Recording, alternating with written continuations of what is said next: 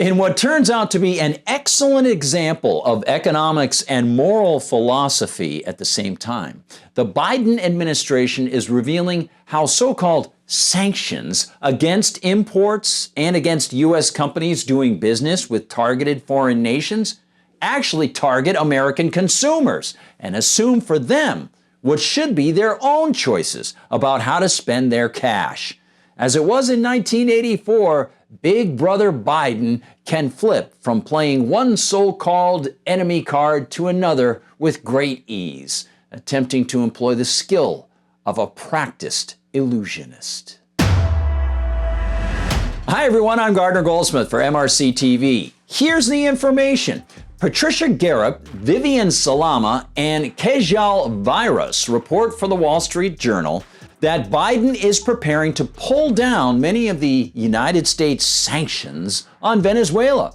After collectivist Nicolas Maduro won a 2017 Venezuelan so-called election, the authenticity of which many in the, past two U.S. regimes have questioned, the Trump administration imposed the first of what became a long line of so-called sanctions against first Maduro himself and any assets or business ties he might have in the United States, then against his son, Nicolas Maduro Guerra, and then against Venezuelan mining, oil, and natural gas exports that might be purchased by Americans who are just too stupid to know how to run their lives and what to buy and not buy. Curiously, in the 2019 announcement of the sanctions against Maduro Guerra, the U.S. government offered, in part, this, quote, "This action demonstrates that the United States will continue to hold officials of the illegitimate Maduro regime accountable for their oppression of the Venezuelan people, theft of Venezuela's resources, and the disastrous policies that have created unbearable living conditions throughout the country. While Nicolas Maduro, his family, and associates continue to enjoy lives of luxury, the Venezuelan people suffer." You know, all one need do is replace the name Maduro with virtually any DC politician and the title Venezuelan with American, and that statement seems eerily applicable to federal and leftist state-level political treatment of Americans. Not just since the start of the lockdowns and the energy blocks Biden put in virtually at the start of his rule, but going back much further in U.S. history. Offers the Wall Street Journal, quote, "The Biden administration is preparing to scale down sanctions on Venezuela's authoritarian regime to allow Chevron Corp to resume pumping oil there, paving the way for a potential reopening of U.S. and European markets to oil exports from Venezuela," according to people familiar with the proposal. Chevron being, as the corporation says, the second largest integrated energy company headquartered in the United States and a direct descendant of J.P. Morgan's 19th century started Standard Oil. According to the Wall Street Journal, the sanctions relief for Venezuela, which has experienced raging price increases due to its debt financing inflation, and which under both Maduro and his collectivist predecessor Hugo Chavez nationalized everything from vast private oil fields to fields they had licensed to foreign companies, to farms, and even to toilet paper makers. Well, this Venezuelan sanctions relief comes with some strings. Quote, "In exchange for the significant sanctions relief, the government of Venezuelan President Nicolas Maduro would resume long-suspended talks with the country's opposition to discuss conditions needed to hold free and fair presidential elections in 2024, the people said. Are you going to count on the U.S. for that?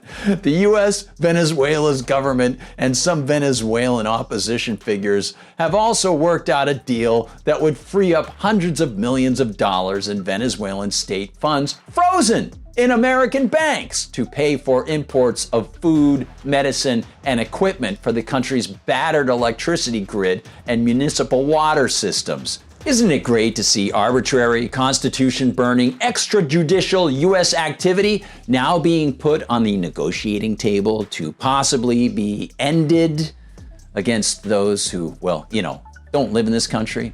Where did the cadre of American politicians and bureaucrats think that they could derive the power to unilaterally freeze assets of anyone, let alone foreigners, without due process? There's no provision in the U.S. Constitution that allows anyone in the federal government to freeze assets. The Constitution is supposed to ensure that people who are accused of criminal activity receive due process. One can say with confidence that Chavez, Maduro, and Maduro II Electric Boogaloo aren't and probably never were good guys. But the process laid out for the operation of the U.S. government, called the U.S. Constitution, is clear.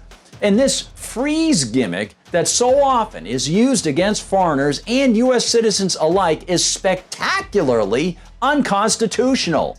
As much as it might give partisan U.S. folks satisfaction that someone they feel sure is a bad guy is being hit by said sanctions, the very act of a freeze smacks of the same ends justify the means mindset that saw people like Maduro crush the rights of others.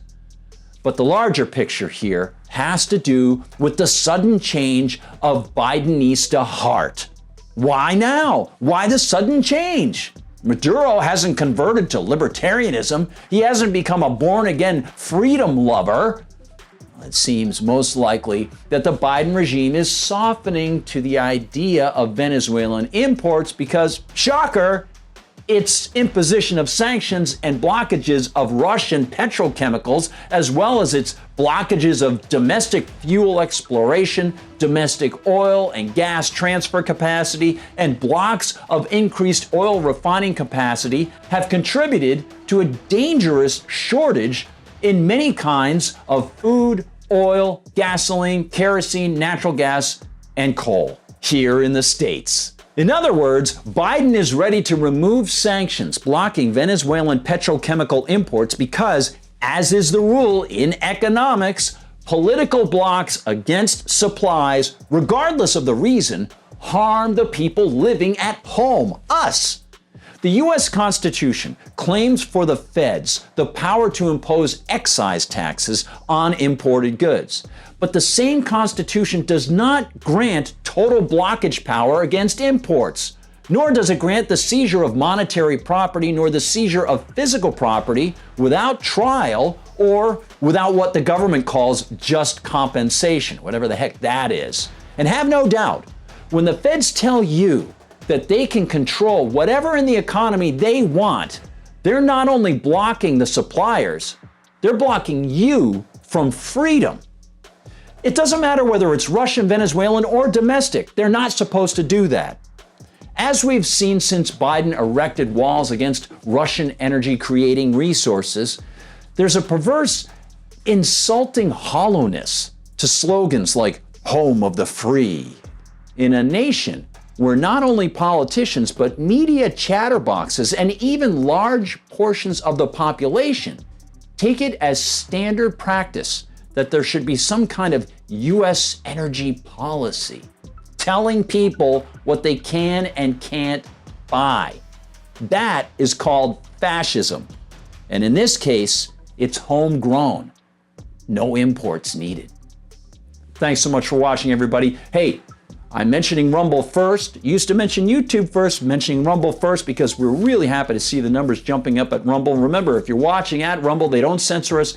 Just hit the plus sign. That helps move us up in the algorithm and gets our videos seen by more folks. Please share the videos, especially if you think that there's something educational or timely about some of the videos. Really, really great to see the comments as well. So I'll see you in Rumble and I'll see you on YouTube as well. See you in the comments section. Make sure you're still subscribed. Please double check on that. We'll see you at the MRC TV Facebook page. We'll see you in TikTok. We'll see you on Instagram. We'll see you at Parler and on Twitter. And on Twitter, I am at Gard Goldsmith. On Gab, I am at Gardner Goldsmith. And of course, please visit MRCTV.org. That's MRCTV.org. Head on over, open a new tab, check out some of the great articles there, and visit the MRC Store to help out the Media Research Center. Thanks so much for being kindred spirits. For MRC TV, I'm Gardner Goldsmith.